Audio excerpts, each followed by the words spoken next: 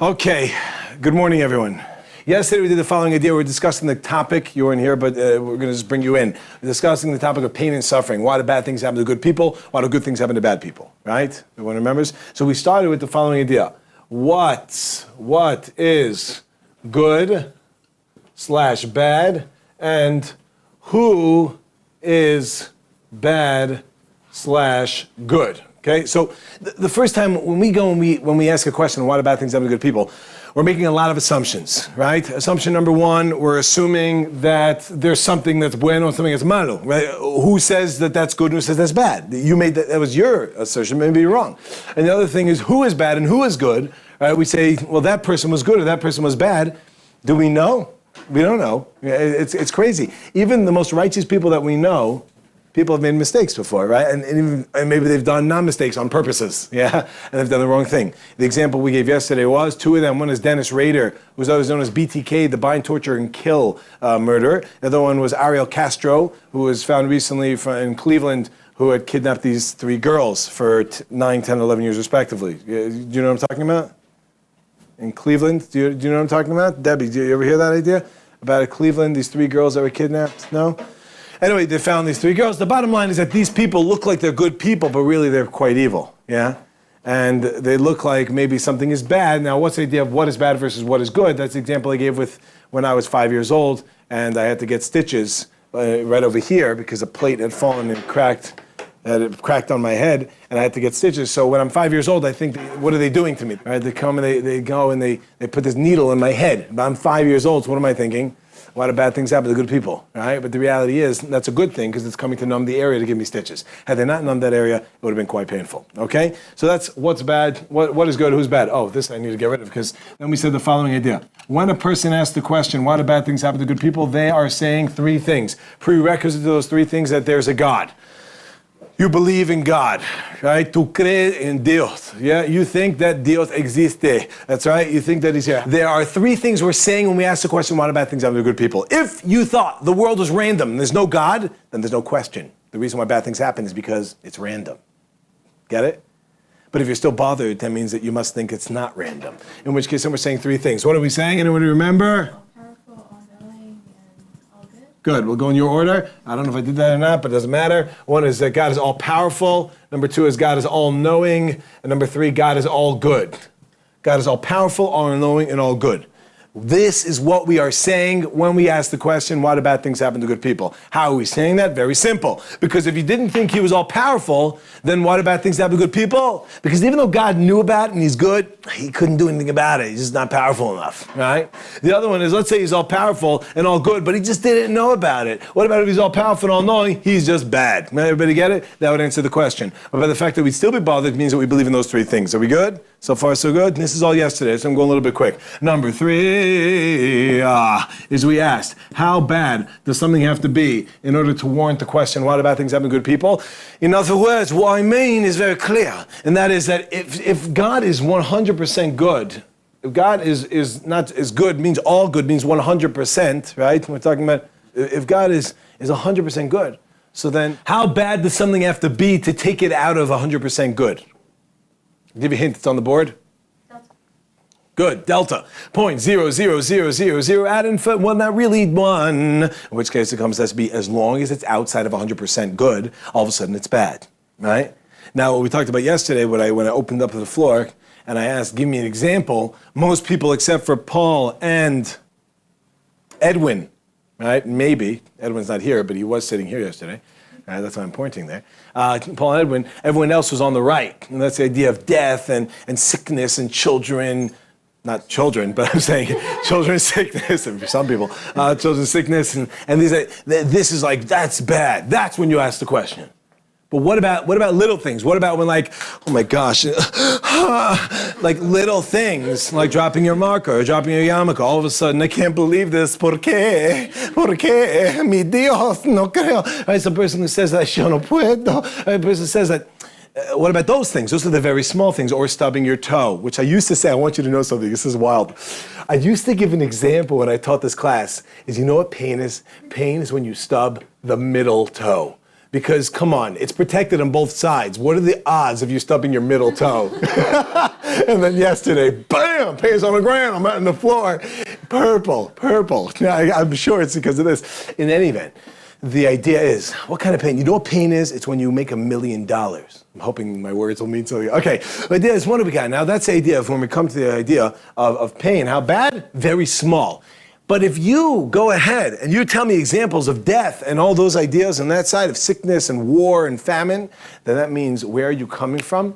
There's two places we can be coming from when we go and we ask the question, why do bad things happen to good people? We could be coming from, number one, an emotional place, or we could be coming from an intellectual place. Again, two L's? With a K, good. And then switch to R. Okay, we can be coming from an emotional or intellectual place. Everybody with me? Is everybody get it? Now, if we're coming from an emotional place, so what's the answer to the question when people ask, why do bad things happen to good people? There's no answer. Good, there's no answer. Why is there no answer? Because there was no question. When a person comes along and they ask, why do bad things happen to good people, and they're coming from an emotional place, that's the same as them going, ah! In other words, they're crying, they're sad, they're in pain, in which case it's an outcry.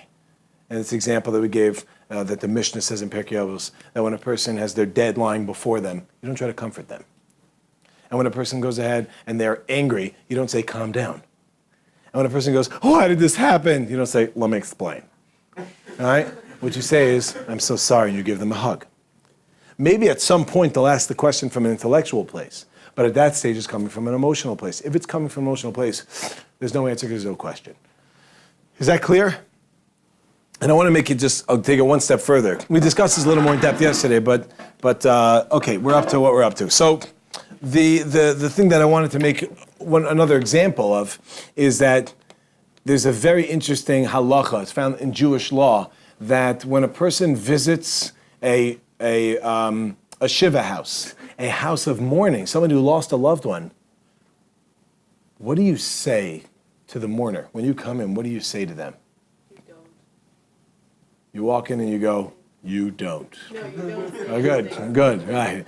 I know in South Africa they go, wish you long laugh, right? The long laugh thing, right? But what are you supposed to say to the person? The answer is you're supposed to say nothing to the person until they speak to you. You don't speak to them until they speak to you. Why? Why don't you say something? Because they don't need you to explain it to them. They just need you to be there. Okay, come on, give me more. There's nothing to say. Good, because there's nothing to say. You don't say anything because there's nothing to say. What do I mean there's nothing to say? Meaning, at that moment, like we mentioned, when their dead is lying before them, what are you going to say to them?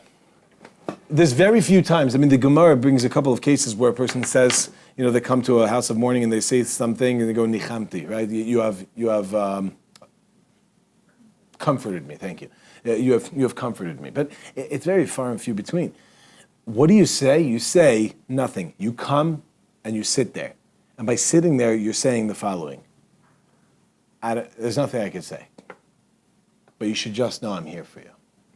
That's it. You should just know I'm here for you. I was actually I had a job interview in San Diego, California.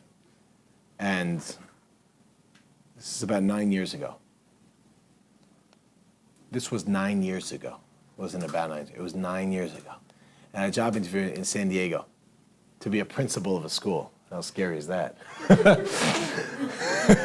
In any event, and I got the job, but they didn't pay me enough money. You know what I'm saying? No plata y no come, right? So the bottom line is that they got this job and interview in San Diego. And the week before I was going to go, I think it was around the week before I was going to go, the person who was interviewing me lost one of his parents. He was mourning, became a mourner.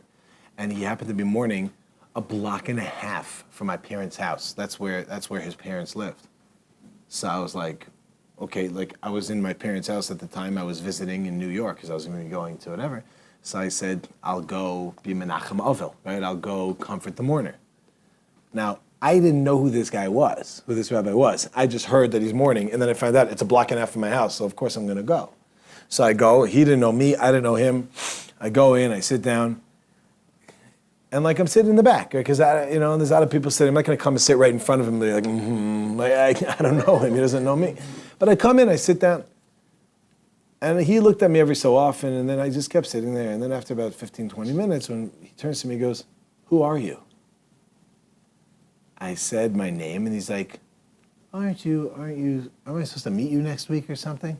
I said, yeah. He goes, you got the job, right? The fact that I just came to visit him, I was like, that's why I'm here. Right? Anyway, no, God forbid, well, maybe a little. But the idea is that you go and you comfort the mourner, but you sit down and you don't say anything. It's a little bit uncomfortable, and you find people and they walk in. It's very funny to watch people walking into house of mourning. Everybody does the same thing. They kind of like just do this weird, awkward body movements because everybody feels like they have to talk, right? So they walk in and they just do the nod, the breathe and nod. It's the old nod and breathe move, right? And they come in, and then they sit, and then they start speaking about the weather. Everybody talks about the weather at House of Mourning. It's cold outside, huh? Yeah, you know it's cold. Oh, I know it's cold. Like, who cares? Right? I know it's cold. Why are you telling me? You're the 40th person that told me it's cold. I know it's cold. It's the winter. We're in Montreal, and there's 10 feet of snow. Thank you. I didn't think it was hot. If anything, tell me, oh, it's hot out there. And I'd be like, really? And then you could say no, right? But the bottom line is like, what are we doing? It's an uncomfortable situation. But that's what we do. We say nothing. This is all coming from the emotional perspective. And this is how we ended yesterday with the idea of how many of us have heard a topic of pain and suffering before, about the concept. Why do bad things happen to good people? Why do good things happen to bad people? And we're just not satisfied with it. We walk out not satisfied. And I would suggest that possibly the reason we weren't satisfied, either because it wasn't a good answer I was given, or because maybe we're coming from an emotional place. And if we're coming from an emotional place, you'll never be satisfied with any answer because you're not asking anything. Does everybody hear that idea before we move on to part two? Yeah, so far so good? Okay, part two. Now, what about if someone's coming from an intellectual place? They really want to know. They actually want to know the answer. It's not coming from an emotional, that let's say, not the person who went through an accident, but a person who saw the accident. Not a person who saw the accident, but a person who heard about the accident. Someone who's further removed, that he's going to be less likely to be emotionally invested in this idea. Does this make sense? What is the answer to why do bad things happen to good people? Okay, we're all out of time. Thank you so much. And so I'm going to share with you the ideas. Okay, there's three different answers that we're going to be looking at here. Okay, here we go. So, this is all coming from the emotional. If we're coming from the intellectual, this is the emotional. If we're coming from the intellectual, then what have we got? What's the reason why? What's the answer to this? Okay, so it goes like this. There's three different answers to this question as per why do bad things happen to good people. I'm going to write them out and then we're going to break them down. Okay, here we go. Number one is something called negligence. That one's not offensive. That's just straight up negligence. Number two is because you deserve it. That one's a little more, people get a little up in arms, but I'll show you what I mean by that. That's called midah Keneged Mida, otherwise known as measure for measure. Okay, Mida Keneged Mida. And number three, and C, would be because it is good for you. Okay, let's break them down. Number one is negligence. Says the Talmud, HotCold bidei shamayim chutz mei tzinin upachim. Right? No, you got it right. There is a statement that says, "Kol bidei shamayim chutz mei yiras shamayim," that all is in the hands of heavens. Right? Todo hermano de Dios, excepto yirat shamayim. Right? I don't know how to say yira, but cielo. Right? Everything is in the hands of God except for fear of heaven. Okay, now what does that means? That's a great question, but that's not what we're talking about. We're going to go with the other phrase. Everything is in the hands of God except for cold and hot. What does that mean? What that means is God gave us, it is our God-given right to be stupid. God gave us the ability to be stupid. What that means is God gave us the ability to make bad decisions. Now, there will be a question of what I'm going to say, and the question will probably be involved within B or C. So hold off in a minute. If you have something, please ask it, but I might push you off to B or C. Number one is negligent. What that means is that cold and hot. If you walk outside in Well, I'm told South Africa is cold now, right? Is it cold now? Not that cold. Okay, anyway, if a person walks outside in the freezing cold in their underwear, they will probably get sick and arrested. But they'll probably get sick. Does everybody get that? Now, hold on, I don't understand. If Hashem wants me to get sick, I'll get sick.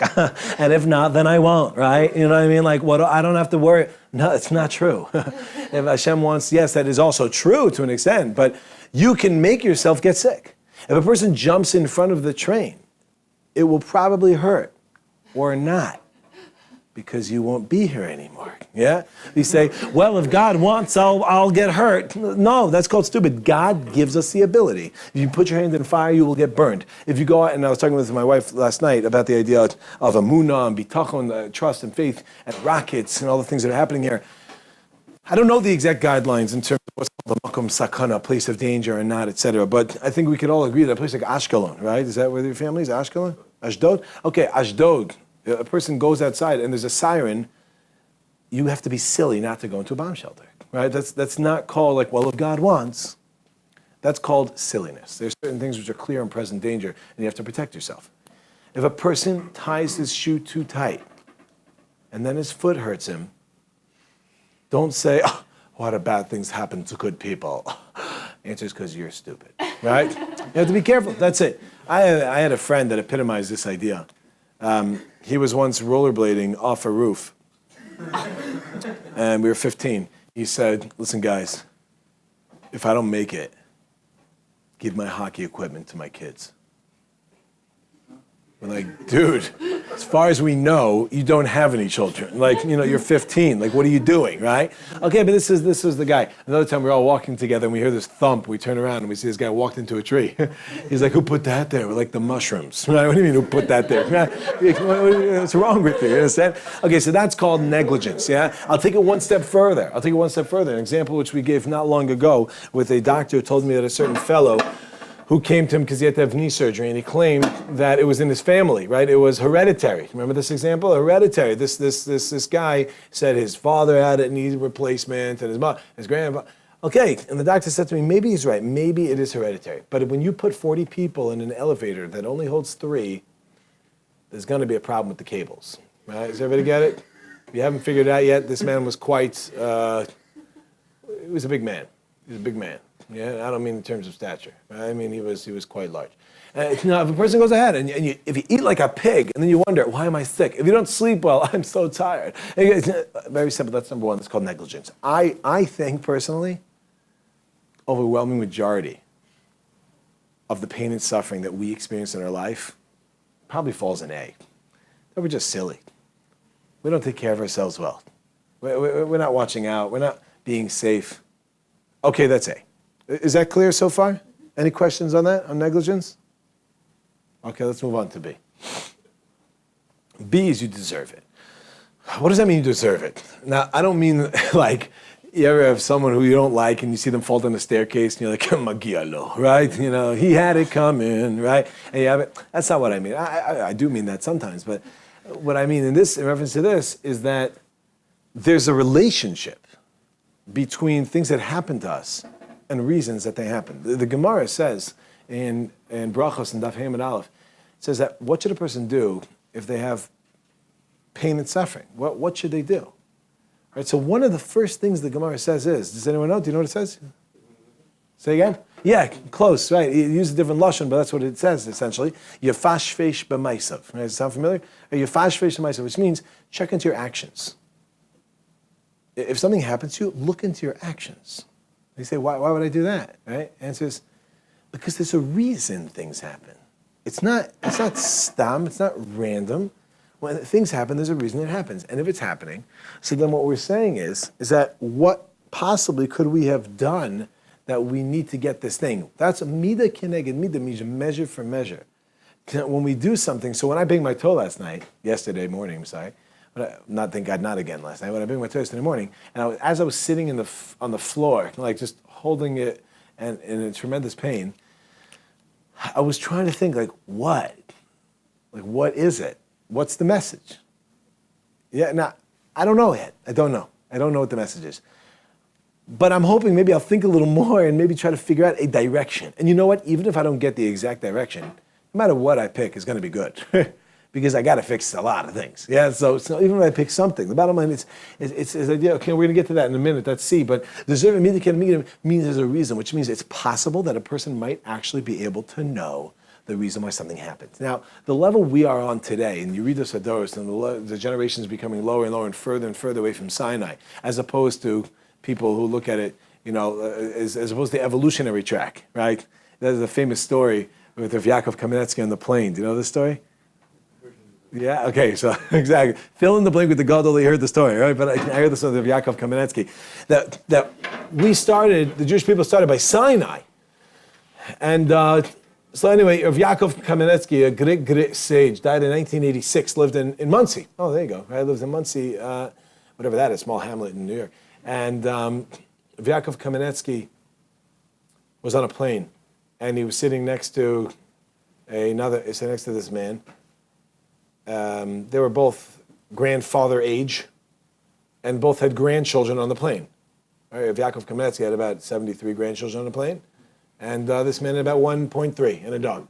But anyway, but you get the idea, right? So every 5 minutes, every 10 minutes, it's a 10-hour plane, one of Yaakov Kamenetsky's grandchildren are coming over to say, Saba, Zeta, Grandpa, can we get you something? Do you need a drink? Do you need headphones for your movie? I doubt that's what he was doing. But, can I get you another safer? Do you need something to eat? What can I help you with? And, okay, thank you. And this other grandfather, the secular Jew who's on the plane, he turns to me and goes, I don't get it. I have grandchildren on the plane. My grandchildren haven't come over to me even one time. Every one of your grandchildren has come over numerous times. What's going on? He goes, well, it's very simple. You see, we believe, as Orthodox Jews, that we all started from Sinai. The Jewish people started from Sinai. And God gave us the Torah. And every year after Sinai, we're getting further and further away. Further and further away from Sinai, which means every generation above us is closer to truth. They were closer to God. They were closer to the giving of Sinai, giving of the Torah at Sinai. You believe in evolution. So every generation above them is closer to a monkey. So they'd rather not help you. Yeah? So the idea is understand that this is a concept of do we understand that there's a reason here? Or we think it's random? Understand this is the idea of what's going on. Measure for measure means you could actually figure out what's going on. And the story after story about this, one rabbi I heard of recently, I heard the name of Lopian. I didn't know the name, I heard the story. Some of his students once found him sitting on the floor. They said, Rabbi, why are you sitting on the floor? So he said, I tripped down the steps. He was fine, but I tripped down the steps. He's like, oh, can we help you? He says, no, it's okay. And then after 2 minutes, he gets up and they said, so what were you doing? He said, I was trying to figure out. I was so careful. I was walking normal. My shoes are tied. I held onto the railing even. I was being careful. I was watching where I was going, yet I still slipped. I wasn't negligent. So I'm trying to think, why did I fall? Did I do something wrong with my legs? Did I do something wrong with my eyes? I wasn't looking somewhere. Let's try to figure out a reason of what's going on and then be able to work on that idea. Everybody hear that idea? That's the idea of number 2. And if you get even deeper, and this is already, again, a tremendous level. Oh, so why did I mention the Sinai thing? I'm saying because now, in the generation that we live in, unfortunately, and as the generations get further and further away from Sinai, we've kind of lost the art to really be in touch with ourselves to the level of getting clarity 100% of what it is that this is the reason it happened. Yeah, I go out and something happened, I got a canker sore, in my mouth. I got something, or I stubbed my toe, like we said, or whatever it is. Oh, it's because I spoke Lashon Hara on Tuesday at 11:40. It's because I walked slowly instead of fast to go do a mitzvah. It's because, to get this exacting level, if you're on that level, fantastic. I don't think you'd be here right now. You'd probably be learning some cave, but Kabbalah. But the idea is that most of us probably not on that level yet, but I'm sure some of you are, Shane, to be able to know this. But just to give you an idea of how deep it goes, there was a great sage, we mentioned the other day, I believe, known as the Vilna Gaon. The Vilna Gaon. Where was he from? Very good. From Vilna. Very good. The Vilna Gaon, the genius from Vilna, hence his name, the Vilna Gaon. His name was Rabbi Eliyahu ben Shlomo Zalman. When did he live? In Vilna? Good, right? So from 1720 to 1797, 1795, 1794, it's debatable. In any event, the Vilna Gaon was a great, great sage. And he once called a doctor to come to his house. And his family found that strange because he never called doctors. Never called doctors. Doctor came to his house and he checked him. And he said, okay, here's the problem. He had something with his stomach. And he says, here's what the problem is. Here's a prescription. Do this, X, Y, Z, and I'll come check in a couple days, whatever. He says, doctor, thank you so much. Doctor said, you're welcome. And he left. As soon as the doctor left, he ripped up the prescription and he threw it in the garbage. And his family's like, what's going on? Like, either don't call the doctor or listen to what the doctor says, right? Like, what are you doing? So he said, no, let me explain.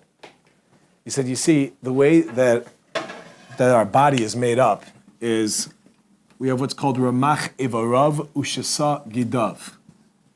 There's 248 sinews and 365 Ramach Ivarav, 248 limbs and 365 sinews. That's what the body is made up of.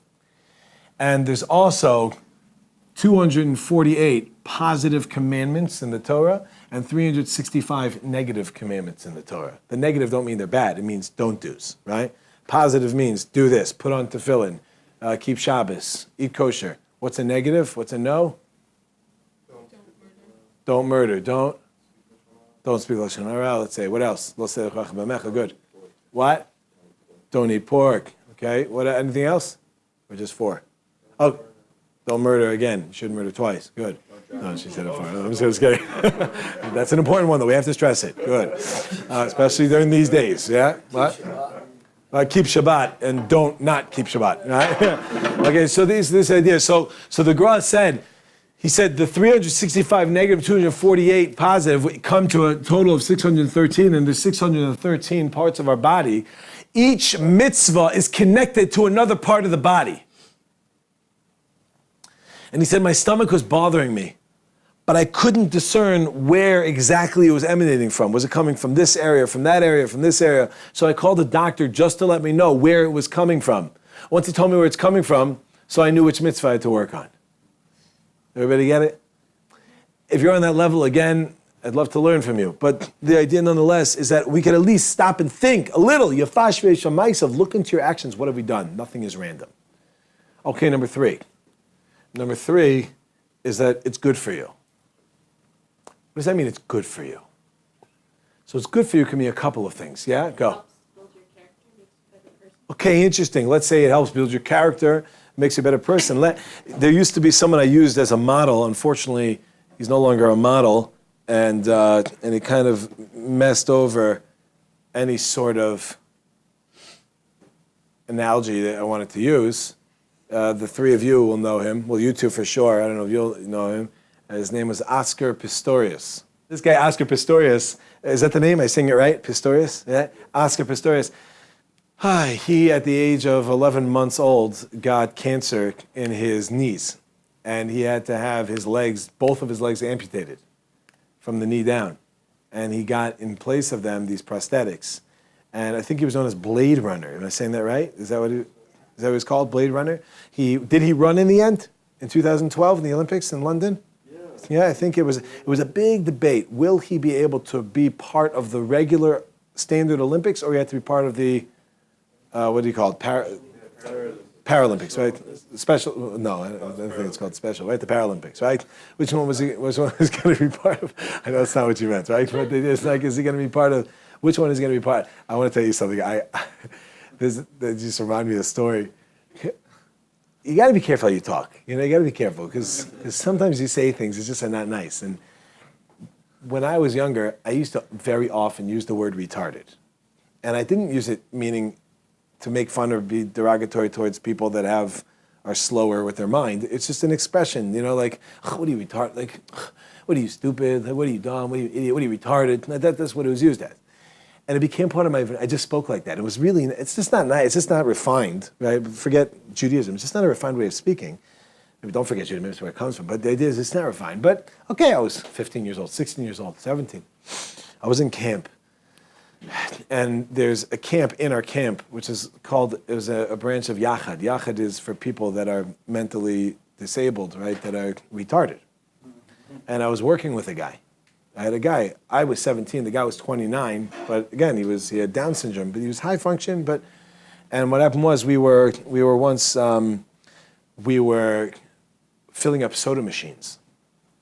And I said to the guy, the van, we were driving a van, and the van had doors on the side, the side doors, right? And if you're from Chicago, they do the drive-bys. And they have, or from South Africa, right? Anyway, so the point is that they had the side doors and the back doors. And the soda cans were all sitting against the side door. So I said to the guy, listen, whatever you do, don't open up the side doors. So the guy's like, okay. I was like, great, we get that, park. He goes out, and guess what? Opens up the side doors. 1,000 cans started blowing up, like all over. I go, what are you, retarded? And then I realized he is.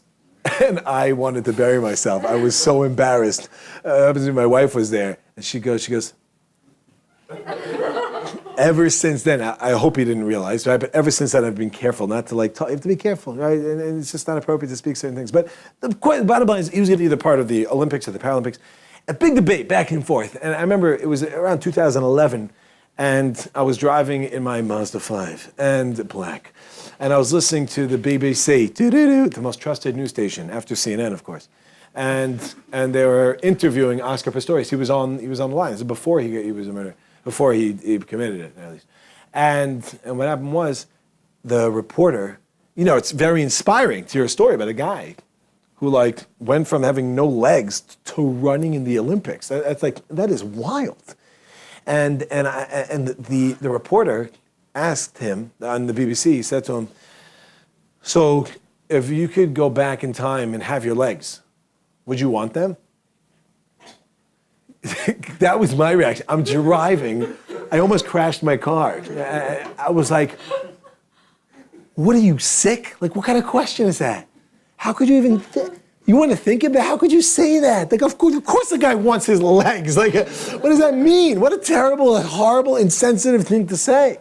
And I'm waiting for Pistorius to pull the trigger on the guy, excuse the pun with him, but, and he goes ahead, and there's this silence, and then he goes, I think about that a lot.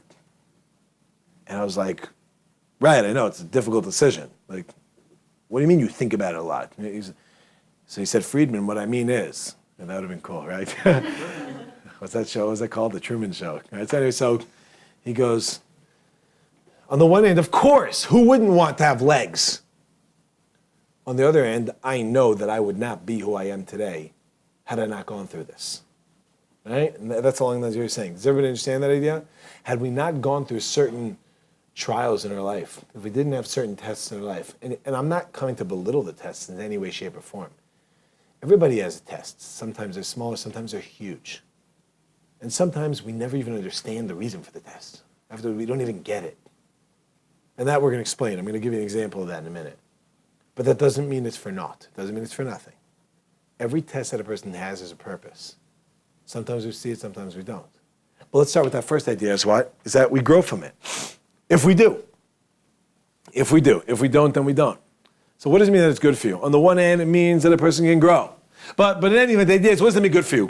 Good for you means that sometimes these ideas, they're wake-up calls. These concepts of these not good things happening are there to wake us up. Wake up. Wake up and change. Do something. Like we said in number 2 is amida keneged amida, measure for measure. You've done something you shouldn't have done. You need to get an atonement for that thing, right? You need to get what's called the kapara, an atonement for that. Okay, but sometimes it's not yet even at the kapara stage. It's even before kapara. It's before atonement. We want you to be able to not have to go through suffering. So therefore, I'm going to give you a little suffering just to get your attention and then change. And if you change, you won't have to go through the suffering. But unfortunately, sometimes we miss the point.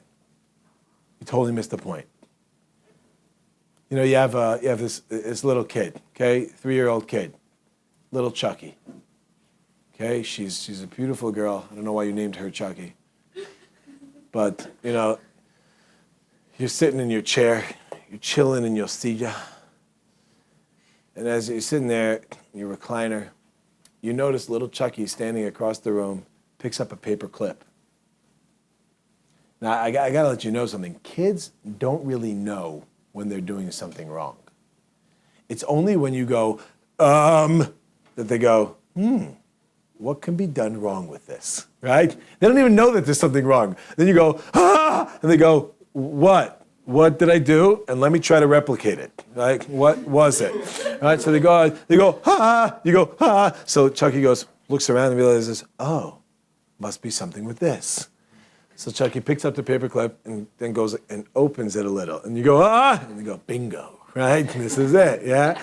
So little Chucky then starts playing the HotCold Games to try to figure out which direction to go in to make you more nervous, right? Because they want a response, because you never give them any attention. So what they do is they start going this way, no response, no response, no response. Chucky! Ooh. So they start going in this direction, yeah? And you're sitting on your couch, you're sitting on your chair, and they start going, you're like, no! And then they notice on the wall there's nothing there except for this little square thing with the holes in it. They go, that must be heaven, right? So what happens is they start running, it's known as an outlet, right? So what happens is they start running towards, they start going, and now you're like, no! Right, so what happens? You're like, no! You scream, and then you run, you get out, you drop your beer. So you get up and you take your beer and you put it back. You put your cerveza back, and you start running after the camino.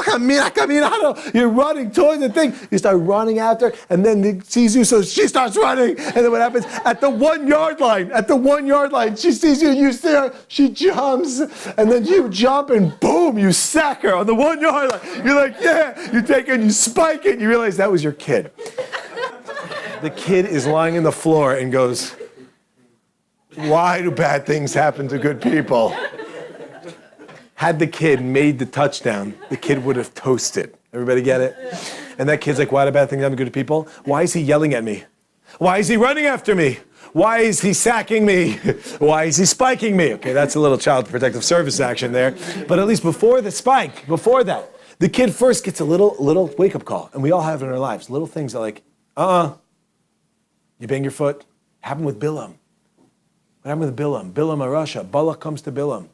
And Balak is like, or in Hebrew, I think it's Balak in English, Balak to Balaam or something, how they read it. So Balak comes to Balaam, and he says to him, Balaam, come with me. And he's like, no, I don't know. And God's like, don't do it. Don't do it. He's like, I can't do it.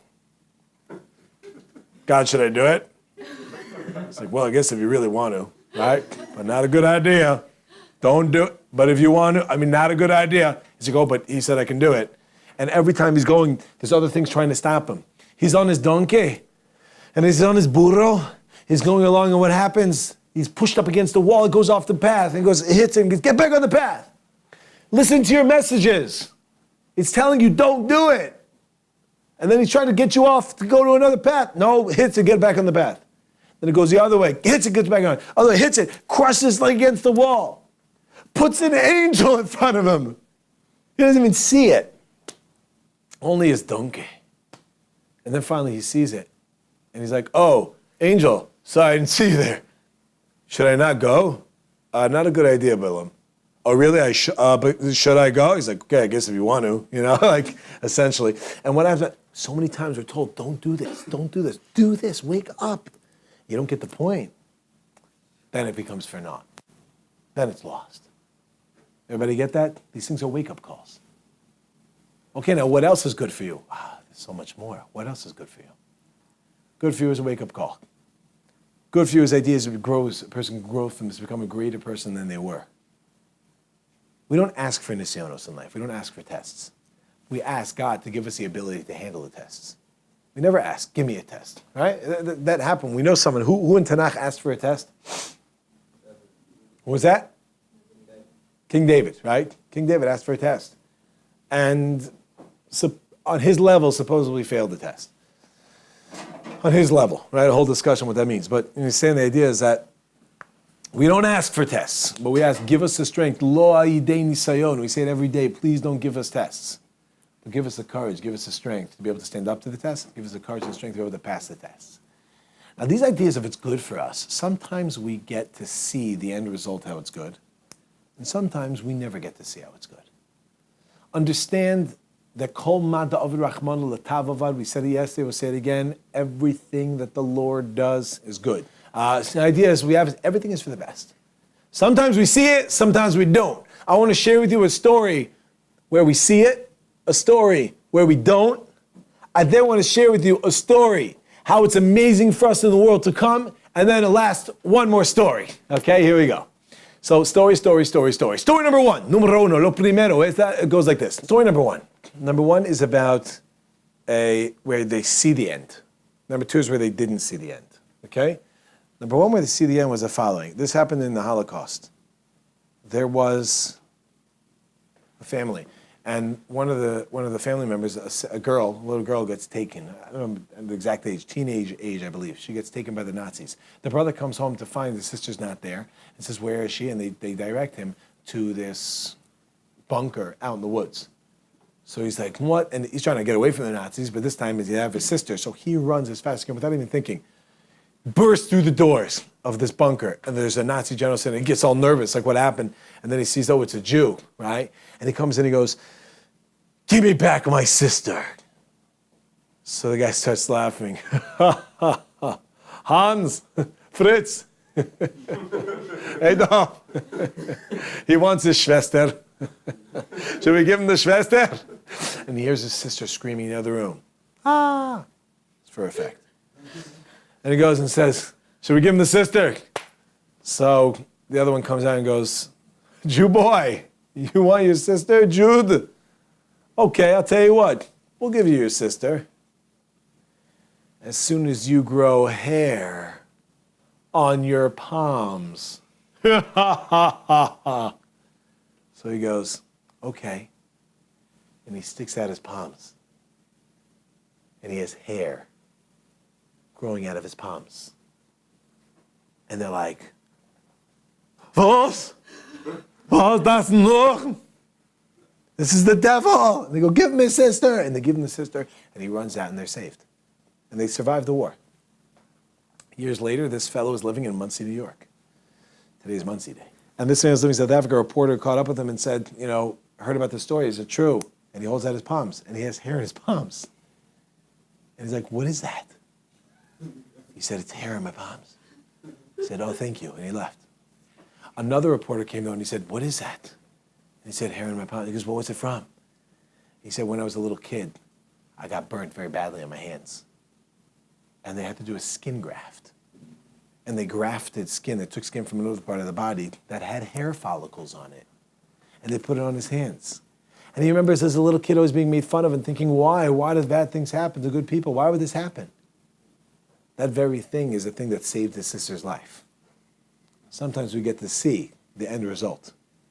Sometimes we don't, though. Let me share with you the one that we don't. Before I even share it, let me ask you, have you ever had times in your life where something happened to you and you thought it was really bad? But later on, it could be a day later or even a year later, you realize, wow, thank God that happened. Because that happened, this happened, right? You get it? Other times it's, why did that happen? And we don't see. And that's what I'm going to share with you, story number two. This story happened again in World War II. At the end of World War II, I think it was the last boat. I believe it was the last boat that got out of Nazi-torn, war-ravaged Europe. Not really Europe, but got out of Germany.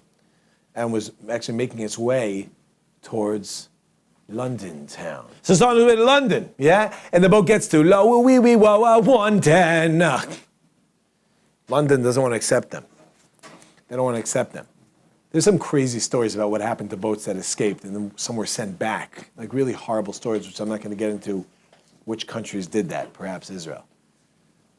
But in any event, made its way towards London, and London said, we don't want you here. Not because we don't want you per se, but it's too politically charged. So they said, we're not going to send you back to Germany. We're going to send you on to Australia. Anyone know the history of Australia? Australia was founded off the basis of criminals. That's what it was. The whole idea was that's where you send criminals. So he goes, they said, we're going to send you to Imagine the thoughts that are going through the minds. I don't have to paint the picture for you of what happened in Nazi Germany and how these people just had everything torn away from them. And the last things that they have, their shirt and their backs, they come with a couple documents, maybe some money that they've managed to get out. And now they made it to London. Sorry, you can't come in. Australia. But who wants to take them to Australia? The captain doesn't want to take them there. So they released some prisoners. And they go, now's your chance. Get on out of here. Take this boat to Australia and you're good to go. A bunch of criminals get on the boat. And what do the criminals do when they get in the boat? They start to criminal. Right? That's what criminals do. They criminal. Others would say criminalize, but it's not as fun to say that. So the criminals start criminaling, and they take every last thing that they have. They take the shirts off their back. They take anything valuable they keep, anything not valuable, documents, pictures, whatever, they just throw overboard. And these people, they end up making it to Australia. They get off. They live out their lives there, never knowing the end of the story. And they end up dying. A bunch of years after this, there was someone who was researching what happened to the various boats that had left. And they found out that that boat that had left, they saw, went to London, then made its way towards Australia. As it left London, there was a German warship that saw that ship leaving London. They suspected maybe this was a ship that was coming to help Jews. So they were going to bomb it. Before they bombed it, they said, you know what, wait, let's just send another smaller boat out to go assess the scenario, see what's going on. So they sent out this other ship. The ship starts going towards, and on its way there, it sees like these German documents floating in the water. So they go, German documents from a boat leaving London? Can't be Jews, right? It would be leaving from Germany. There must be Germans that are on some sort of vacation. Let's let it get to its destination, and then when it leaves there, then we'll blow it up. It's not going to blow up the Germans, right? But we'll blow up the Londoners, yeah? The Brits. This ship called ahead to every other German ship along the path and said, you're going to see the boat, leave it alone. It made its total passage safely from London to Australia. The Germans saved these Jews. Jews got off at Australia, boat turned around, they blew it up. That's where they never saw the end of the story. But that very thing of throwing their last documents in the water is what saved their life. Everybody hear that? Okay, second to last story.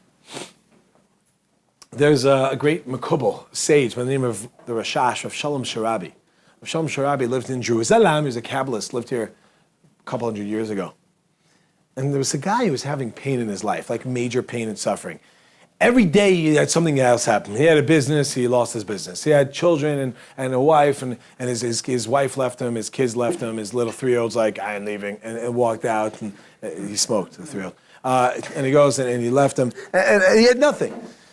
He's like, this is crazy. I'm going through such. He stubbed his middle toe twice. And he's going through all these terrible things. Doctor, permission to finish this? Thank you. So he goes and he says the following day, he goes to visit the Rashad, this great Makubal, to find out what's going on in his life. So he goes there, and when he gets in, the Shamish, the right-hand man of the Rashad, is there, and he says to him, what can I do for you? He said, I'd like to see the Rashad. He goes, okay, just wait a couple of minutes, I'll be right with you. He says, all right, great. And he sits down. He sits down on the couch. When he sits down on the couch, he's out. He's out like a light. And he's looking around. All of a sudden, he's in this another dimension. Everything he sees is white. Everything around him is white. So he's like, what is this? And then all of a sudden, he hears in the distance this sound. He hears, doo, and he looks at, and he sees this massive white locomotive, this white train, which is coming towards him. And he's like, look at this. And it starts going by him. And on the train is cart after cart after cart after cart after cart of people. White people on this white train.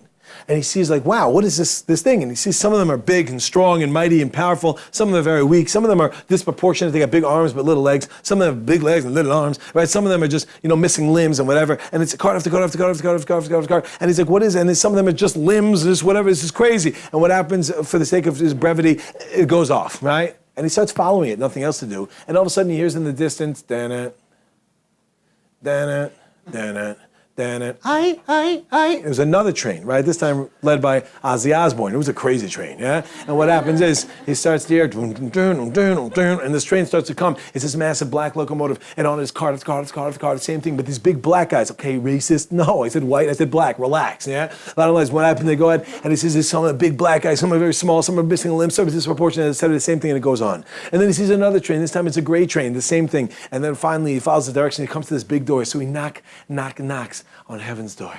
The door opens up, he gets in, and he sees Guns N' Roses. And what happens, he goes and he says, what is this? He sees a big scale in the middle of the room. And he says, welcome to the judgment of Plony ben Plony. Welcome to the judgment of so-and-so, the son of so-and-so. He's like, I'm Plony ben Plony. Someone's like, why'd your mom name you that? He's like, I don't know. But he's waiting there. And he says, like, what is this? And he goes, well, all of this man's mitzvos, all of his positive things that he's done in his life, please stand up. So this white locomotive comes out. The big, strong white ones were the ones with the mitzvahs that he did with kavana, where he had intent and he thought about it and he did it with a fervor and with a passion and with relationship and with rules and with the passion, and he put it together and everything was amazing and it was all connected to it. And the ones that are missing limbs or weaker, he kind of did, but he wasn't paying attention. And then the ones that are even smaller, just like limbs, it's like he did without even knowing he did it, right? And it's just piling on the side of one side and it starts to go like this and it hits the floor. He's like, yes, yes, more mitzvahs. And it starts to go out and then it goes, and they say, are there any more? And then a little hand pops off and jumps on the side. He's like, yeah, right, little cousin Ed or me or whatever, pops on. He's like, wonderful. And then it goes, well, all the averos, all of the sins of this man, please stand up. And all of a sudden that black train comes out. Slim Shady is like, I'm Slim Shady, please stand up. He comes out, the big trains, and the big black ones were the sins that he did with passion, were the ones that he thought about doing this sin and he planned on doing this sin. And one of them comes out, you remember me? He's like, I remember you. And they go and they add to it, idea shalom. And it goes and it starts to live. And it goes on the side of the other side, and the scale starts to move. He's like, no. And it starts to go up. And what happened is it's 90-10, then 20-80, and then 30-70, and then 64-64, which is impossible. But I end up getting this. And then what happens is 50-50. It's like, no. And then it's 64. It's like, no. And then what happens is the soundtrack starts playing. He's on a highway to hell. Right? It's like, no. And someone's like, don't worry, it's a stairway to heaven. I'll show you where it is. And the bottom line, what happens? It goes to the bottom. And he's like, please, no. And he's like, it's over. This guy's going down, down, down, down, down. Yeah, yeah, yeah. And he thinks, what am I going to do? What am I going to do? And all of a sudden, it finishes. And they go, well, please, all of the pain and suffering, all the terrible things this person went through in his life, please stand up. The great train pulls out. The big, strong, mighty ones were the terrible pain he went through. He lost his wife, he lost his kids, he lost whatever. The smaller ones was the idea that, okay, he stubbed his toe. That's a big one, right? We talked about. All right, the one who goes a little smaller, he lost his wallet, lost his job, lost his things. These things are piling on the side of the mitzvos, of the positive things. He's like, yes. And it starts to lift off the ground. He's like, yes, defense. And he's like, more, please. And it starts to lift. Now it's what? It's 10-90, it's 20-80, 70-30, 60-40. And he's like, yes, more. I need more. He's like, please, more. And then it goes, he starts to go to 55-45. He's like, more, I need more. He's like, more, please. He's like, more. It starts to go more. He's like, 49-51. He's like, more, I need more pain. Give me pain. Give me more pain. And then he wakes up. And the guy goes, the Rashad will now see you. He goes, no, I'm cool, thanks. Turns around to leave, smashes his head, goes, thank you. You see, sometimes we don't know, sometimes we do know. Sometimes it's good for us, sometimes it's midah k'neged midah. Every time a person feels any sort of suffering and goes in his life, especially if it's something which is beyond a wake-up call, it's an atonement. And it's something which is ultimately good for us. And just because we don't recognize it in this world, doesn't mean we ain't going to recognize it big time in the next world. So like I mentioned, we don't ask for it. But if a person gets it, the Gemara says, Keshem Shem, just like we say over good things, that we're happy over good things, so too we have to recognize and be happy over the bad things that happen in our life. We don't ask for them, but be happy with the knowledge of knowing that this ultimately is good for us. So let's quickly recap this idea, and we'll take one or two questions and we're done. So we started in the beginning of this idea of what's good and what's bad. How many times do we say, why do bad things happen to good people? Who says what's good and what's bad? And who's good and who's bad? We make these assumptions, but maybe we don't know. Number two is the fact that if you go and you're going to ask why do bad things happen to good people, you're saying your God is all powerful, all knowing, and all good, which means God's 100% good, in which case what warrants the question, why do bad things happen to good people? It's got a 0.0000 delta. It's got only one little thing. When we ask a question of why do bad things happen to good people, death, sickness, illness, that means we're being emotional. We're being emotional. What's the answer to the question? There's no answer, because there was no question. When a person's coming from an emotion, they'll say, there's no answer, it's just a hug. Okay, then we have intellectually speaking, the answer answers, then we got negative, because of the fact you're negligent. If you tie your shoe too tight, if you do shrooms, if you're not paying attention, if you jump in front of a train, you're going to get hurt. Understand? You can't blame God for being an idiot. And number two, B, is the idea if you deserve it. Mida keneged mida, measure for measure. The Gemara says in Ham and Alf and Brachos, check into your actions. Maybe there's something going on. And the last one, at least, the idea that it's good for you. What does it mean it's good for you? Oscar Pistorius, now murderer, but I mean Olympian. Right? The idea is what ends up happening is that okay, but it comes at the good because I become building strong. Sometimes we see it, sometimes we don't. Hair on the palms, blowing up the ship. And last but not least, we're talking about the kapara, the atonement that a person attains in the next world when a person goes through this pain and suffering. All right, so now the question is, does anyone have any questions? If not, I'm ending with one story and we're done. Make it very quick. Story's like this. It was a donkey. And the donkey was old. Burro. And the donkey was old and dying. And the donkey one time was walking along the road and he falls into a well. He fell into a well. So the guy's like, okay, what can I do? He's an old donkey anyway, and like, I don't want anyone else to get hurt. So he starts burying the donkey. He starts filling it up. A little bit sick. I mean, he was alive, right? But he starts filling it up. And you hear this, right? Whatever donkeys say. Stuff, right? It's brain. I don't think they go, it's a crazy donkey, right? And none of us, they start throwing it on him. It was a wild. Anyway, so they start throwing it on him. And after a while, he doesn't hear any noise. But then after a couple of minutes, he hears more noise. He hears like this little, like ruffling. And then he starts to look down and he sees every time he throws dirt on the donkey, he sees. Every time he throws the dirt down, it lands on the donkey's back. The donkey shakes it off and steps on top of it. And he keeps throwing, shakes it off, steps on top of it until it stepped out and walked off. We all go through things in our life which are painful. Do we let these things bury us or do we shake it off and grow? People, been a pleasure. See you when I see you. If I don't do it, take care and bye-bye.